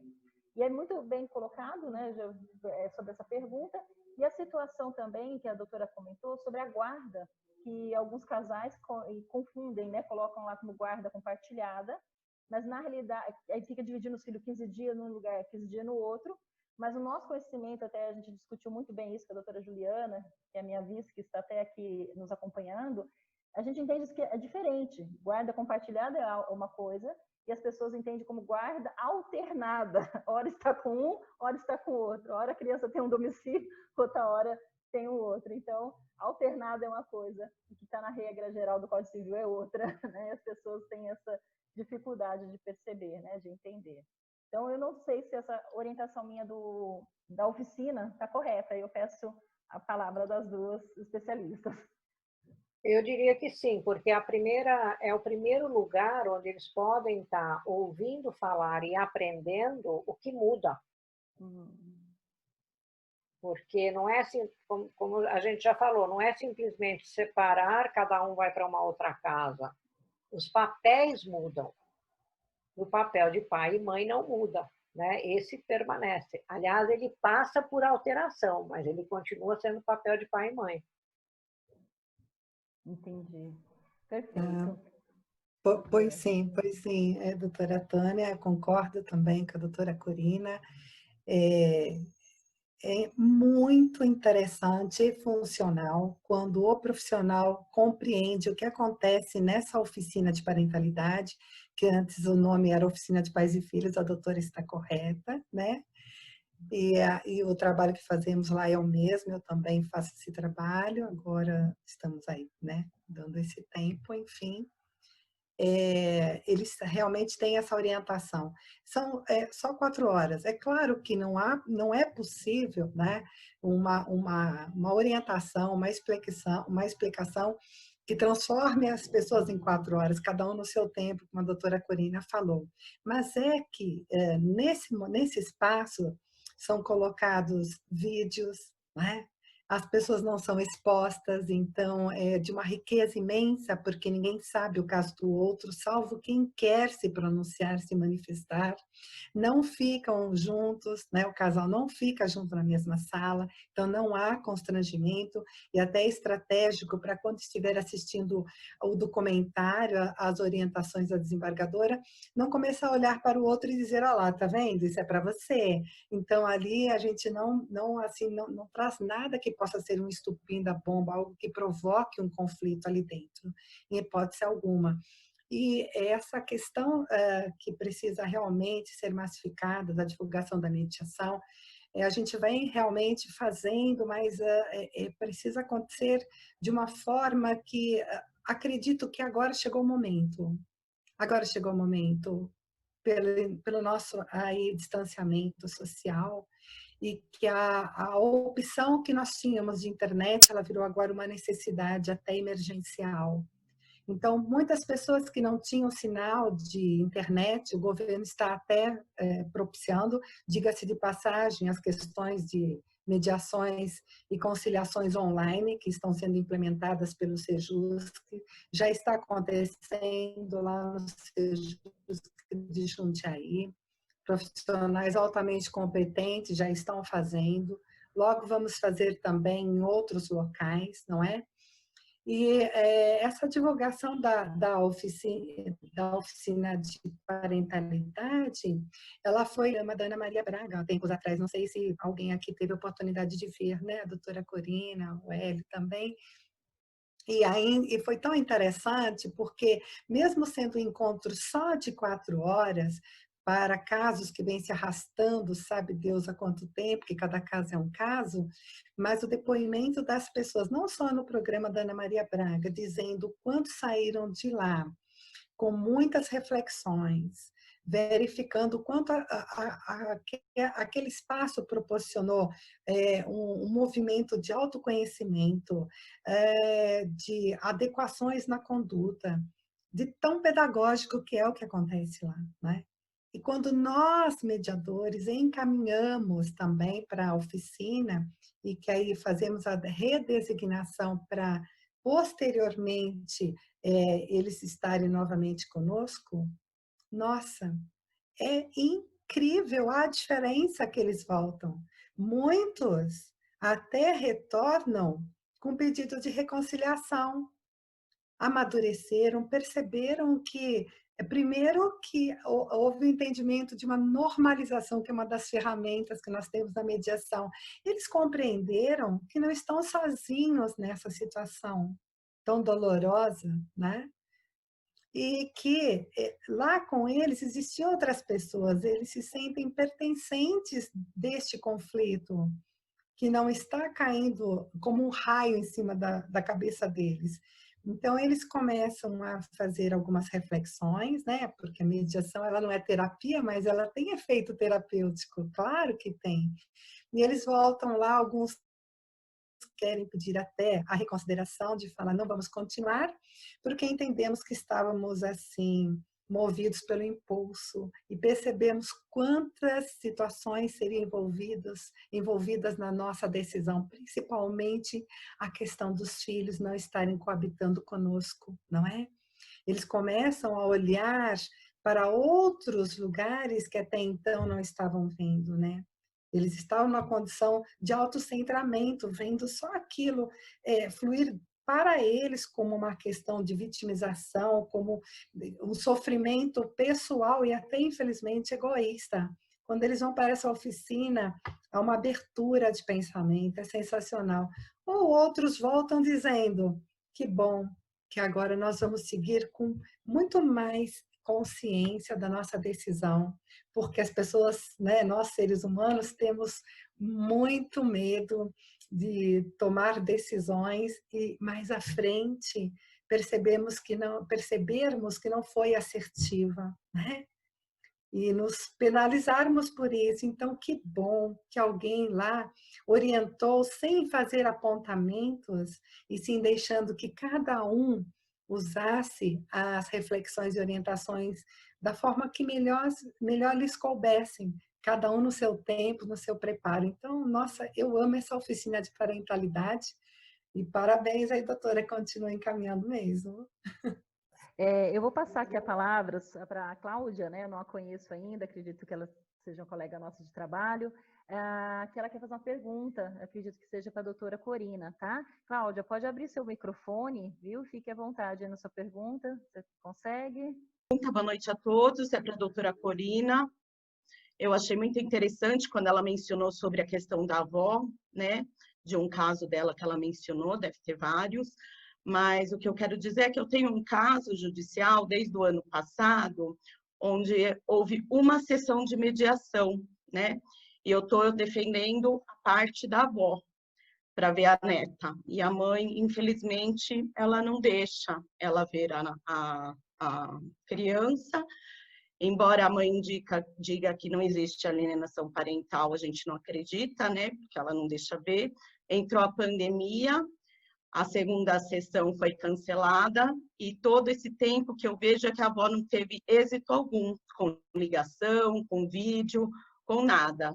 Nisso, a avó, ao ver dela que ela passa para mim, ela acha uma grande perda de tempo sobre a mediação, onde eu acabo vendo uma possibilidade, né? Talvez de um acordo antes que o juiz julgue, e com certeza talvez a decisão do juiz até afete a parte da avó, né? Que eu que defendo.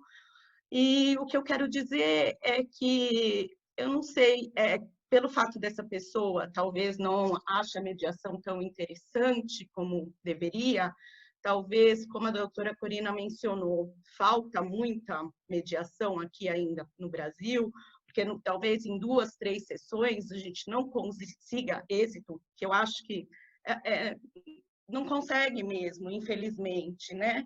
E por outro lado, a avó que fica triste, porque tenta, ela fala que o telefone sempre dá caixa postal, e que não... Então, assim, é isso que eu falei. Então, deveria ter mais sessões, como a doutora Corina falou, acho que ela falou assim, de umas 20 sessões, talvez, deveria ser visto com mais carinho.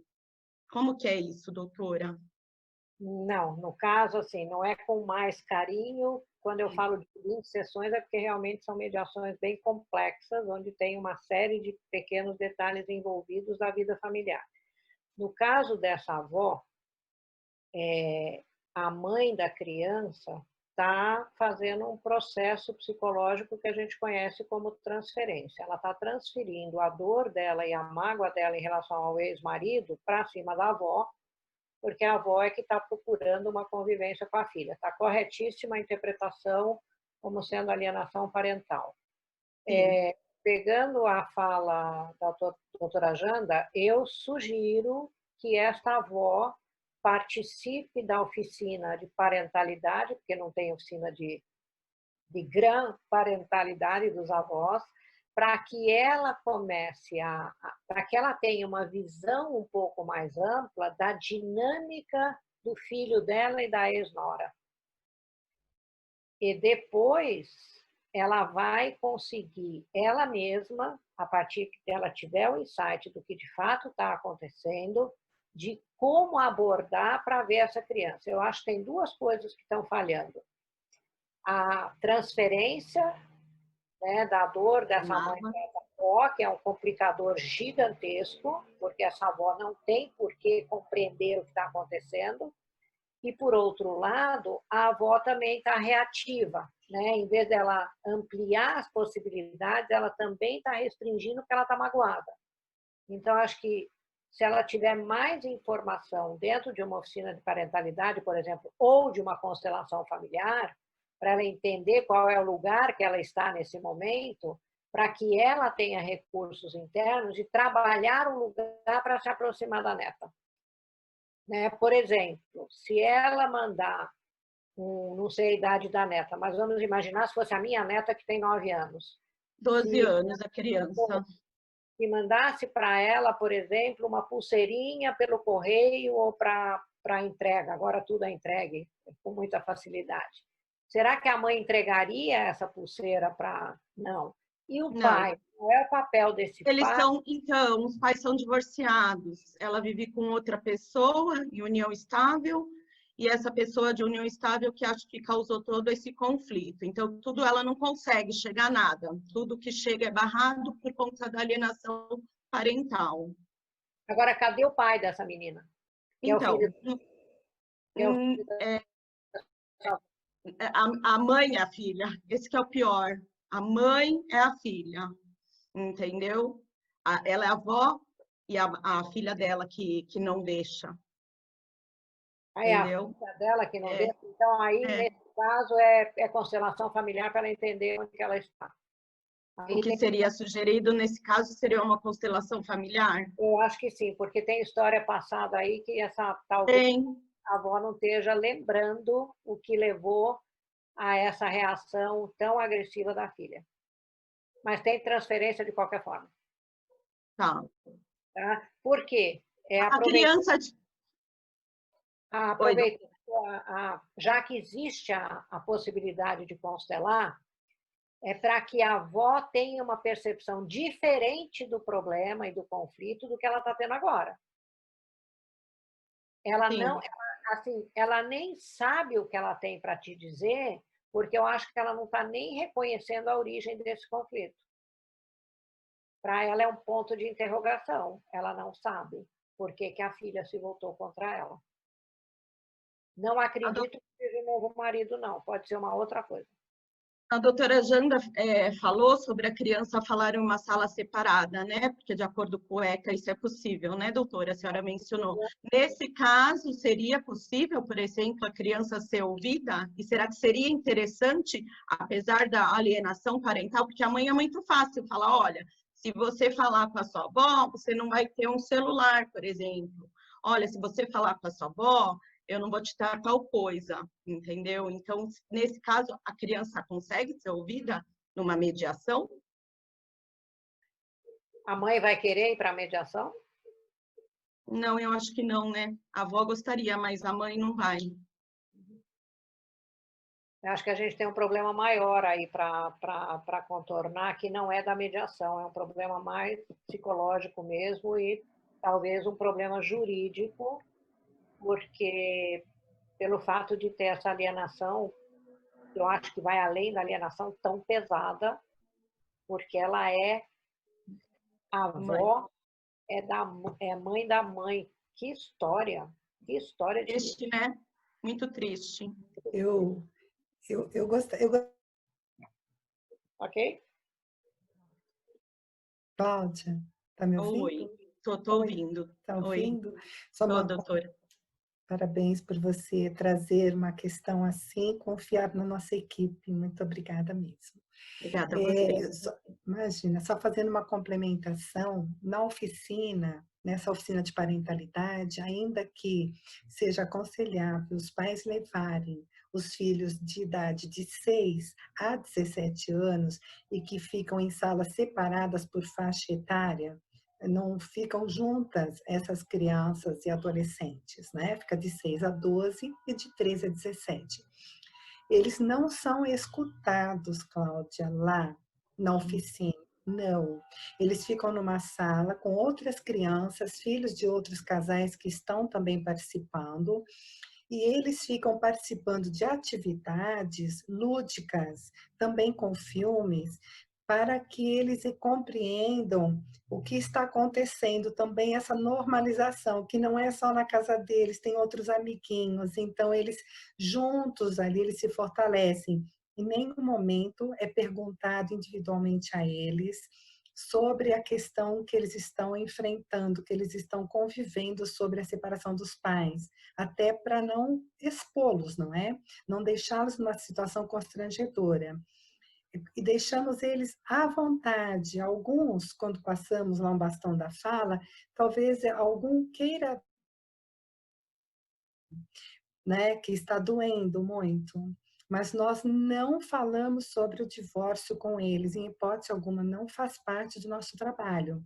Esse é um outro trabalho feito com a apreciação legal do ECA, é diferente, tá bom? Só para deixar claro, porque as pessoas, foi excelente você ter trazido isso, porque algumas pessoas dizem, eu não vou levar meus filhos para essa tal de oficina, eu até vou só para ver como é que é. Alguns vão por desafio, sabe? Eu não vou levar meus filhos, porque lá eles vão fazer a cabeça do meu filho contra mim ou contra a avó, enfim, né? E não, isso não acontece. Então, foi bom você trazer e eu ter a oportunidade aqui de explicar. Não é perguntado questões particulares para as crianças, tá bom? Tá bom, doutora, eu agradeço. Muito obrigada. Imagina. Obrigada, doutora Corina. Boa sorte com o seu caso. Obrigada. Uma delícia, né? Abrir o espaço aqui. Eu tomei a liberdade, viu, aos palestrantes, para abrir, né, para as perguntas, para prestigiar primeiramente os que estão aqui, né, perdendo o seu tempinho, eu não digo perder, né, que foi lá, abriu o espaço, né, para participar conosco. Então, eu agradeço. A gente estendeu até mais um pouquinho do tempo que eu tinha prometido para todos, mas eu deixei o tempo correr, porque está uma delícia o papo, está bem enriquecedor de informações preciosas, e se eu tenho uma coisa que eu valorizo é conhecimento. Para mim, isso aí não tem preço, né? Compartilhar conhecimento é uma riqueza imensurável, né? Eu tenho aqui no chat a participação de Sandro Patriani. Eu não sei se ele quer falar, ele faz parte dessa oficina, né, de parentalidade, e ele até havia me falado, né, sobre a importância e o procedimento. Eu até ia passar a palavra para ele, não sei se ele nos ouve, eu só não estou enxergando ele aqui ainda na tela. Ah, apareceu, está aqui. Sandro, você quer a palavra? Fique à vontade, seja bem-vindo. Estou abrindo o teu microfone, tá? Ainda não estamos te ouvindo, preciso que você libere aí também. Pessoal, só um minutinho, Sandro, antes de você entrar. Eu vou ter que me retirar, porque eu tenho um atendimento agora de psicoterapia. Perfeito, Muito doutora. obrigada pela atenção. Eu tenho certeza que a gente vai voltar a conversar, porque foi muito gostoso estar com vocês. Muito obrigada e desculpem eu ter que sair. Agradeço muito, viu, doutora Corina? E desculpa a extensão do horário, tá? E tenho certeza que a vontade minha e de muitos que estão nos acompanhando é fazer uma dose dupla depois, tá? Fazer uma dobradinha, fazer né, uma segundo encontro, um segundo momento. Vamos continuar e agradeço a sua presença de coração. Fique à vontade. Né, muito obrigada. Boa noite para todos. Boa noite, Sandro. Desculpa. Sandro, pode falar. Só peço para você liberar seu microfone. Valeu. Obrigado pela oportunidade. Eu não tinha preparado, desculpa, eu não preparei nada, eu entrei mesmo para ser um assistente, né, um participante observador. Fiquei deslumbrado com todos os temas abordados, a maneira, a facilidade de explanação dos palestrantes, parabéns, a carga, né, de conhecimento, pacote de conhecimento, cada um, parabéns também. Fiz um comentário, Tânia, sobre a oficina de parentalidade, né, porque eu sou instrutor da oficina já há 4 anos, próximo de 4 anos, assim como sou mediador e conciliador também em 3 comarcas aqui no interior do estado de São Paulo.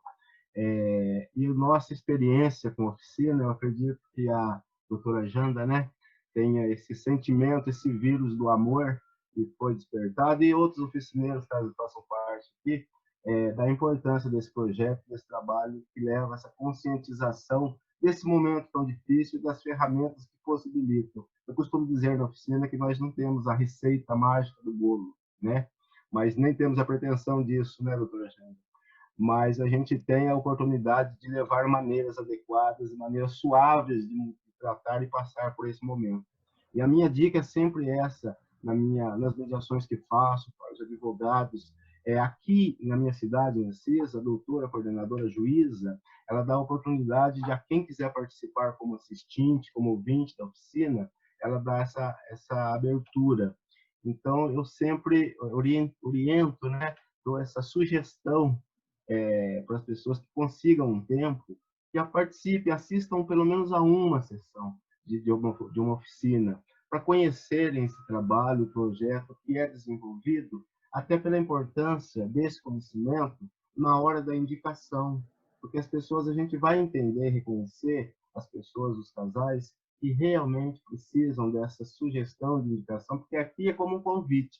Eu não sei se em todas as comarcas são, se é obrigatoriedade ou é por intimação, mas aqui a gente leva para os casais um convite para participar da mediação, da oficina. E quando se fala em convite, né, você tem que levar isso de uma forma bem delicada, né, porque quando a juíza manda é uma coisa, né, quando a gente pede, a aceitação tem um outro formato, uma outra roupagem, né, mas a estatística e o aproveitamento é sempre muito interessante, é sempre muito produtivo e positivo na vida das pessoas.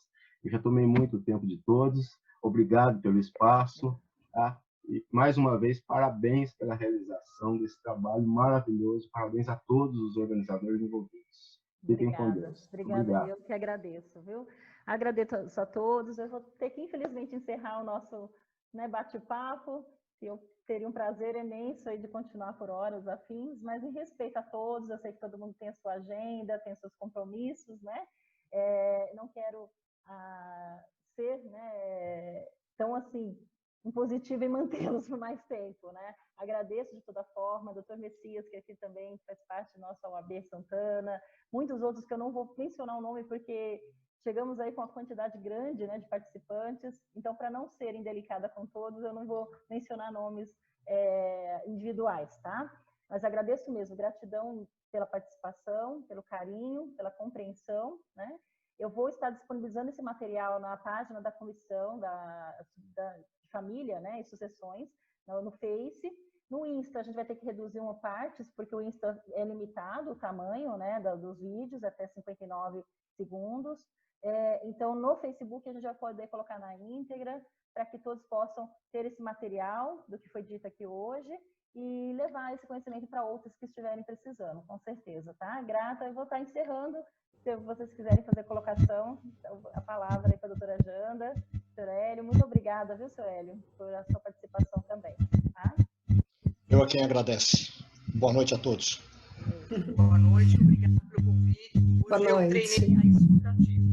Eu aprendi mais ouvindo do que falando. Muito obrigado. Perfeito. Boa noite, gratidão. Obrigada. Obrigada, gente. Muito obrigada.